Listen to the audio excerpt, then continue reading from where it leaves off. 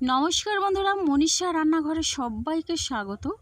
প্রতিদিনের মতো চলে এলাম আবারও একটা টিফিন রেসিপি নিয়ে। আশা করি এই রেসিপিটা আপনাদের বেশ ভালো লাগবে। আজকে কিন্তু আমি আটা আর কাঁচা আলু দিয়ে ভীষণ সুস্বাদু একটা টিফিন রেসিপি শেয়ার করছি। আপনারা প্রথম থেকে শেষ পর্যন্ত দেখতে থাকুন, তাহলে কিন্তু বুঝতে পারবেন খুব সহজে এটা কিভাবে বানানো যায়। তো এটা কিন্তু ভীষণই টেস্টি, আর যখন রুটি পরোটা ভালো না লাগে এটা অবশ্যই একবার ট্রাই করতে পারেন। তো বন্ধুরা চলুন আমি এখন রেসিপিটি শুরু করি আর দেখে নেওয়া যাক এই রেসিপির জন্য আমার কী কী উপকরণ লাগে। তো প্রথমে দেখুন, এখানে মিডিয়াম সাইজের দুটো আলু আমি এইভাবে ছোট করে কেটে নিয়েছি, আর একটা বড় সাইজের পেঁয়াজ এভাবে কেটে নিয়েছি। বন্ধুরা, এখানে কাঁচা আলু আর আটা দিয়ে ভীষণ টেস্টি একটা টিফিন বানানো যায়। আর এখানে কাঁচা লঙ্কা আর নিয়েছি আদা। তো এবার আমি এখানে মিক্সিং জারের মধ্যে আলু আর পেঁয়াজ আর আমি কাঁচা লঙ্কা আদা বেটে নেব। তো প্রথমে আমি অর্ধেকটা দিচ্ছি, আর অর্ধেকটা কিন্তু পরে আমি করে নিচ্ছি, একসঙ্গে আমি বেশিটা নিচ্ছি না। তো বন্ধুরা, এখানে একটা মিক্সিং বোলের মধ্যে আমি ওই পেস্টটা নিয়ে নিচ্ছি।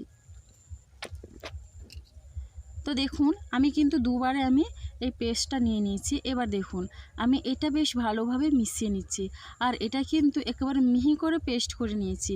এবার এই মিশ্রণের মধ্যে এখানে আমি দিয়ে দিচ্ছি, দেখুন আমি একটা মাঝারি সাইজের বাটিতে 1 বাটির থেকে একটু কম আটা। তো আপনারা চাইলে এখানে ময়দা বা আটা ময়দা মিশিয়েও নিতে পারেন, আমি শুধুমাত্র আটাটাই দিলাম। এবার আমি দিয়ে দিচ্ছি খুবই সামান্য পরিমাণে ধনেপাতা কুচি, আর এখানে দিয়ে দিচ্ছি দেখুন গোটা জিরে 1/2 চামচের থেকে একটু কম, আর দিয়ে দিচ্ছি এখানে জোয়ান। তো জোয়ান আর জিরে কিন্তু হজমে বেশ ভালোই সাহায্য করে। আর এরপরে আমি এখানে দিয়ে দিচ্ছি দেখুন চিলি ফ্লেক্স। একটু ঝাল ঝাল লাগবে, তবে কিন্তু বেশ ভালো লাগবে। আপনারা যেমন ঝাল পছন্দ করেন সেই বুঝেই দেবেন। তো এখানে দেখুন আমি দিয়ে দিচ্ছি 1 চামচ পরিমাণে তেল। তেলটা দিলে কিন্তু ভীষণই সফট হয় আর খেতেও বেশ ভালো লাগে। শুধুমাত্র আটা আর কাঁচা আলু দিয়ে কিন্তু ভীষণ টেস্টি এই টিফিন। বন্ধুরা দেখুন, এখানে আমি মিশিয়ে নেওয়ার পরে তো এখানে কিন্তু আমার একটু আটা লাগবে, তার জন্য এখানে ছোটো চামচের 3 থেকে 4 চামচের মতো আমি আটা দিয়ে বেশ ভালোভাবে মিশিয়ে একটা ডো তৈরি করে নিয়েছি। বন্ধুরা দেখুন, এই রকম একটা নরম ডো তৈরি করে নিতে হবে। মোট আমার এই বাটির 1.5 বাটি পরিমাণে আটা লেগেছে। বন্ধুরা দেখুন, আমি এইভাবে বেশ ভালোভাবেই করে কিন্তু আটার ডোটাকে রেডি করে নেব। তো এখন আমার আটার ডোটা রেডি হয়ে গেছে, আর এর থেকে আমি লেচি কেটে নেব। তো দেখুন, আমি প্রথমে হাত দিয়ে এইভাবে লম্বা করে নিচ্ছি, আর এইখান থেকে বড় সাইজের বেশ কয়েকটা লেচি করে নিচ্ছি। তো আমরা যেভাবে রুটি খাই তার থেকে একটু বড় আমরা লেচি কেটে নেব। তো এই বড় বড় লেচি থেকে কিন্তু আমি অনেকগুলো টিফিন বানিয়ে নিতে পারবো। তো দেখুন বন্ধুরা, খুব সহজেই কিন্তু এটা তৈরি করা যায়, আর যে কেউ কিন্তু একবার দেখার পরে খুব সহজেই টিফিনগুলো বানিয়ে নিতে পারবেন। তো বন্ধুরা, রেসিপিটি অবশ্যই ভালো লাগলে লাইক, শেয়ার, কমেন্ট এবং সাবস্ক্রাইব করে আমার পাশে থাকবেন। তো দেখুন বন্ধুরা, এখানে কিন্তু আমি লিচিগুলো তৈরি করে নিয়েছি। এবার আমি একটা করে বেলে নেব।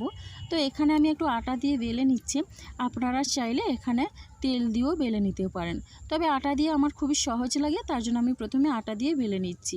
তো দেখুন, এখন আমি এটা বেলে নিচ্ছি, আর এটা কিন্তু একটু বড় সাইজের করে বেলে নিতে হবে। একটু বড় করে বেলে নিলে কি হবে, এখান থেকে করে কিন্তু আমি অনেকগুলো টিফিন বানিয়ে নিতে পারবো। তো আমরা যেভাবে লুচি খাই তার থেকে একটু ছোট সেই রকম করে টিফিনগুলো বানিয়ে নিতে হবে। তো এখন মোটামুটি কিন্তু আমি বেলে নিয়েছি, আর এটা বেশি পাতলাও করে নিই আর বেশি মোটাও করে নিই এই রুটিটা। এখন আমি এই গ্লাস দিয়ে ছোট ছোট করে কেটে নিচ্ছি। আপনাদের কাছে যদি কোনো ছোট বাটি থাকে তাহলে সেই রকমভাবে কেটে নিতে পারেন। তো দেখুন, এইখান থেকে আমি অনেকগুলো তৈরি করে নিলাম। তো এখন কিন্তু আমি এইভাবে ছোটোগুলো সব তৈরি করে নিয়ে আমি ভেজে নেব। তবে একসঙ্গে কিন্তু সবগুলো লেচি থেকে বেলে আমি রাখবো না, তাহলে কিন্তু ভাজার সময় এগুলো ফোলে না। তো এখন আমি আগের থেকে গ্যাসে তেল গরম করতে দিয়েছি। তো আমি এই তেলের মধ্যে একটা করে দিয়ে দিচ্ছি। আগের থেকে আমি বেশ কয়েকটা ভেজে নিয়েছি। তো দেখুন বন্ধুরা, এগুলো কিন্তু খুবই ফুলছে, আর তেলের মধ্যে দিয়ে আমি একটু এভাবে তেলটা উপর থেকে দিয়ে দিচ্ছি। এতে করে কিন্তু ভীষণই সুন্দরভাবে কালারটাও আসে আর অনেকটাও ফুলকো হয়। তো কয়েক সেকেন্ডের মধ্যেই কিন্তু এই টিফিনগুলো রেডি হয়ে যায়। একেবারে অল্প সময়ের মধ্যে, যাদের হাতে সময় কম থাকে, খুব সহজেই কিন্তু এই টিফিন রেসিপিটা একবার হলেও ট্রাই করতে পারেন। বাচ্চাদের টিফিন বক্সে দিলে বাচ্চারা কিন্তু ভীষণই তৃপ্তি করে খাবে, এমনকি বড়দের লাঞ্চ বক্সে, সকালে জল খাবারেও বেশ ভালো লাগে। এটা খাওয়ার জন্য কোনো রকম কোনো তরকারির প্রয়োজন হবে না, এটা শুধুমাত্র সস দিয়ে খেলেও চলবে। আর এটা সকালের জলখাবারে যেমন ভালো লাগে, সেই রকম সন্ধ্যের টিফিনেও বেশ ভালো লাগে। এটা কিন্তু খুবই সহজ পদ্ধতিতে হয়ে যায়, বানানো কিন্তু খুবই সহজ। তো বন্ধুরা, আমার চ্যানেলে কিন্তু অনেক রকমের টিফিন রেসিপি আছে, আপনারা চাইলে দেখে আসতে পারেন। তো একসঙ্গে আমি দুটো করে দিয়ে দিচ্ছি, আপনাদের সুবিধের মতো আপনারা ভেজে নেবেন। এগুলো কিন্তু যেহেতু ছোট ছোট, একসঙ্গে অনেকগুলো কিন্তু বানানো যায়। তো দেখুন বন্ধুরা, এইভাবে করে কিন্তু আমি এখানে সবগুলো টিফিন রেডি করে নিলাম। আর এগুলো কিন্তু আমি একটু লাল লাল করে ভেজে নিচ্ছি, তবে গিয়ে কিন্তু এগুলো ভীষণই টেস্টি হয়। তো বন্ধুরা দেখুন, এখন আমার সবগুলো টিফিন রেডি হয়ে গেল। আর দেখতে কতটা অসাধারণ হয়েছে দেখুন, অনেকটা লোভনীয় হয় এই টিফিনটা, ভীষণ লোভনীয়। তো এগুলো কিন্তু সবগুলোই কিন্তু ফুলকো। তো এইরকম ফুলকো ফুলকো টিফিন কিন্তু সবারই বেশ ভালো লাগে। তো বন্ধুরা, আজকের রেসিপিটা আমার এই পর্যন্ত।